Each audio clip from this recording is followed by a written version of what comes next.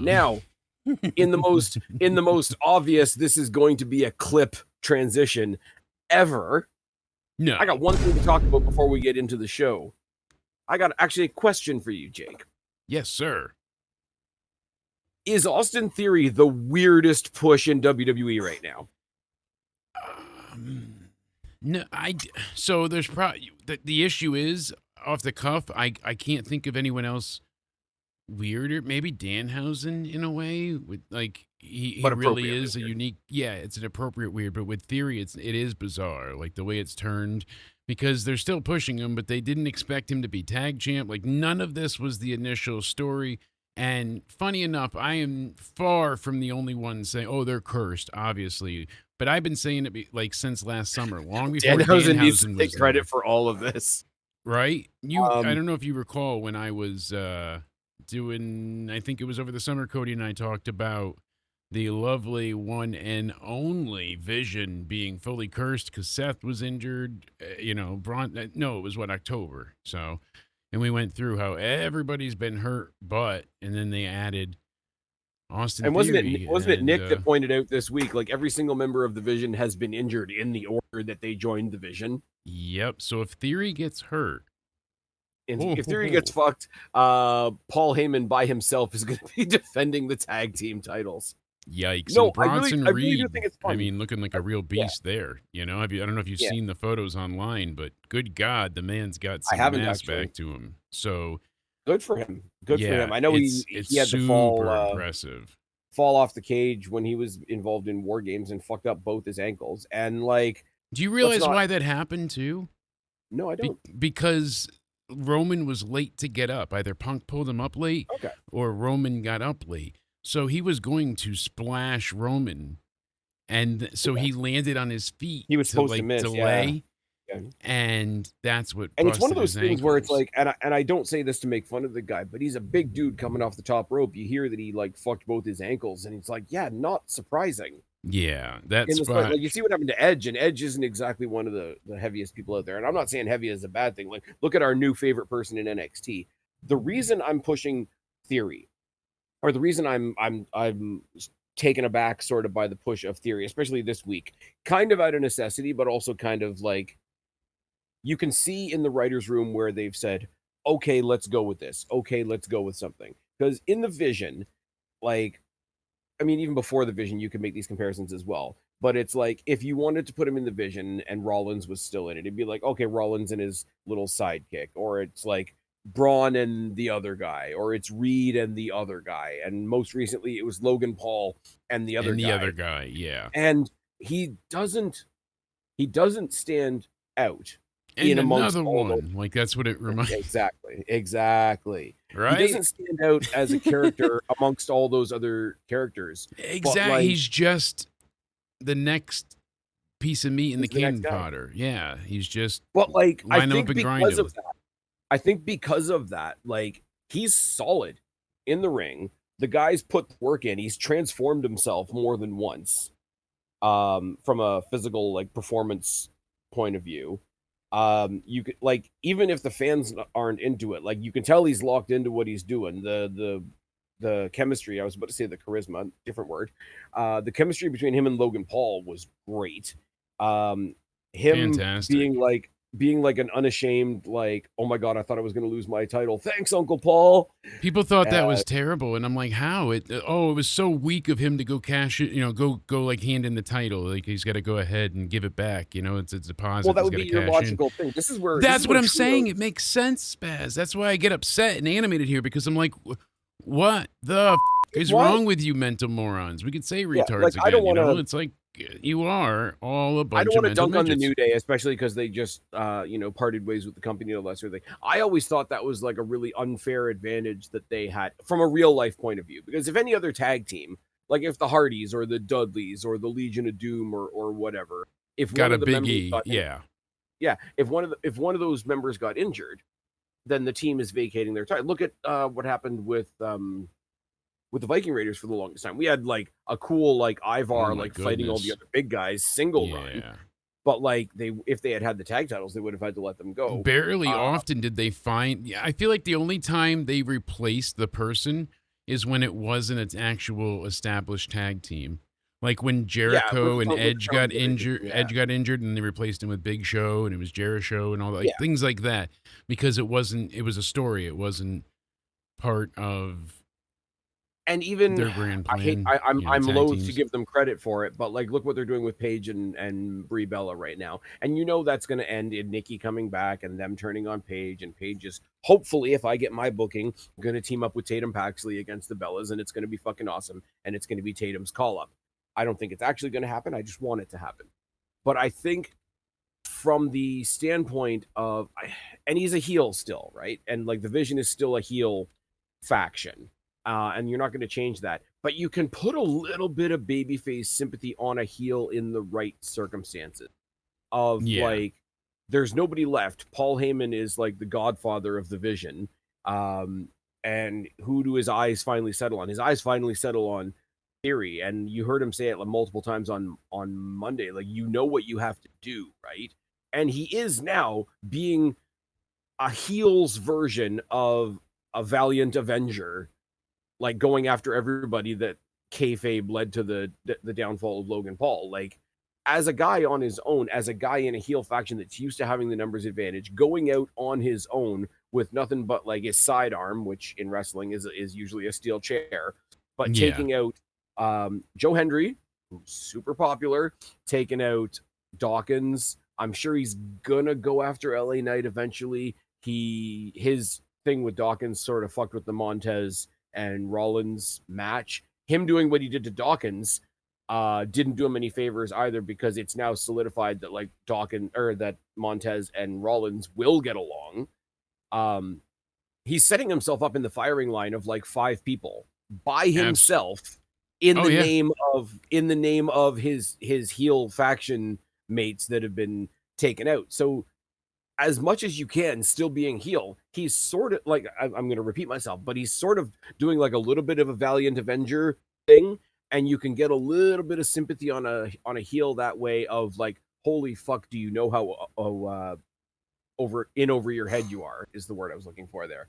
oh yeah. And I just think on a dime, they said, here's Theory. He's been solid. He's been the other guy in the match while we were pushing Rollins. He's been the other guy in the match while we were pushing Reed, while we were pushing Breaker. He was the other guy in the tag team when we Yeah. wanted to put the tag team titles on the Vision, and Logan Paul was clearly going to steal the focus. Oh no, you're absolutely right, and that's the problem here. I didn't want to interject your thought because you're on a freaking roll. I just have to interject really quick. Like, we knew where this was going before we even saw it take off. I mean, you and I discussed it at length after Mania last year, saying that the Vision is not destined for success. Seth Rollins leading, and you were a bit more hopeful than I was, admittedly. And I end up getting a bit in my feelings with it, but I felt like it was just more factions. Yeah, you know what I mean? And then, lo and behold, look what they gave us. A whole lot of nothing. And But now it's you've got a just whole lot of been, Theory. And yeah. it's one of those things, maybe I'm giving them a little too much grace because I thought Theory was the guy that was never going to get a push. Theory's one of those guys, and I'm going to go back to this well once again. Theory at one point was really fondly looked upon by Vince McMahon, which in 2026 is a death knell. We Yeah. know this. So you Oh, kind yeah. of, even though I don't think that's fair, because, it worked out so well for Drew McIntyre back in the day, the chosen one and all that. Yeah. Even though I don't think that's really fair, you kind of resign yourself to like, he's going to be one of the bodies in the group. He's going to be, I'm sorry, I'm going to say it, he's going to be your Wheeler Yuta or your Daniel Garcia. Yeah. No, you're And absolutely right. I think it's fair because the way they were using him, and again, I want to say, for however much people may not necessarily have always thought he was interesting, and he was a goofball when he was in the way with Johnny Gargano and all them, again, in a group with much more animated characters and still held up his end. Much. The dude is super underrated in the ring. Because if you're the last stooge, if you're the low guy on the totem pole in a faction, you're the one that's getting all the week-to-week matches. You're the one that's supposed to be the again, like, I don't know a better way to put it, the cannon fodder, but realistically, what's happening is you're the one that's soaking up the TV time. You're the one that and that's the Exactly. thing, like, I don't Well, feel you're like still they gonna be in ring accomplished time. enough. Yeah. I think the faction as a whole is gonna soak up the TV time, and then you'll You be the get the bookmark. ring time, yes, Like, but if you're everybody in out there, like, that's yeah, the if focal everybody in point. the vision if everybody in the vision was Positive silver healthy lining. yeah, if everybody in the vision was healthy and we were getting Braun Breaker versus Seth Rollins on Sunday, the match on Raw, the warm-up match, or however you want to caveat it, would have been Austin Theory versus Seth Rollins. Because you're fighting me on Sunday here, you got to face one of my goons. Well, if you're one of the goons, you're getting all that in-ring time. And as much time as you're getting, it's not credited or respected Yeah. because it's to tell the story of, oh, the real match is on Sunday. And I think the guy, because he wasn't the biggest guy in NXT. He was No, kind of the certainly goofy guy. not. He was the guy that took himself way too seriously to almost a comical level. And that didn't help anything either. But the guy went away for his own reasons before joining the Vision. Yeah. Dude got him, like, give him all the credit in the world. Dude got himself jacked. He's got way more presence than he had when he was in NXT. Am I saying he's going to be WWE champion next week? No. But I am saying, by virtue of everybody else's bad luck and WWE occasionally having the ability to tell a holy shit last man standing story, I think you're going to get Theory versus Rollins. Yeah, like exactly. on a proper platform at some point. And that's good. Because then you get into the credit that people don't give Seth Rollins of Seth Rollins will take a lot of L's to build a lot of other people. Him and his wife absolutely. have that. Like, I think we can agree on that. Yeah. And that's been a problem too, Because but then again, like Seth and Becky get the same thing. And I don't want to put them always in the same conversation just because they're a couple. But like, they're in that role. But they are a couple. It is there. It is a thing. It is there. And it's only there because they get treated the same by some of the fan base. Speaking of which, I will forget. I'm going to pull Cody really quick, interrupt you. I apologize. But did you see or did you happen to notice, I know you saw, on the Raw match between Montez and Seth, they did the WrestleMania spot that their wives had done. So the whole sequence where it's the reversal into the pedigree, that was the reversal into the manhandle slam. Yeah, so they did it spot for spot what their wives did, Bianca and that's very Becky. Cool. So I was like, I needed to point that out. I apologize. I just didn't want to forget. Oh, yeah. And it's one of those, like, is she one of my favorite people? No, but I hope Bianca and the family and the baby are all doing very well. That's cool. Yeah. Like, outside of the wrestling world stuff. Montez looks like he's going to get a singles run. That's something we can get out of this as well. But I do think, again, I want to reiterate, he's not main eventing WrestleMania next year in Saudi or anything like that. But I think if it took everybody else falling down and one guy left standing to get Theory like a proper, like, let's see what he can actually do. Let's put his feet to the fire a little bit. Yeah. I think that's pretty fucking cool. And I think it's on him now to make it work. It is. I will say the other side of that coin is they gave him the spot. It didn't look out of place on Monday though, because he was featured a lot on Monday. Yes. You took, like I say, you got Joe Hendry, who's not necessarily involved in any like super deep story right now, but people like him, and that means WWE will like him. So if you get to take him out, you've done something. I was laughing my ass off too that they beat the snot out of him, because here you are saying fire Logan Paul, who just got injured, you heartless bastard. And you know me, I'm a Joe Hendry mark, so I was really acting it up on the review, nice. But I was like, you deserve. Oh my god! This. Okay, this will be a slight tangent, right? Yeah. You know, when people are so wrong, the more they double down, the funnier it gets.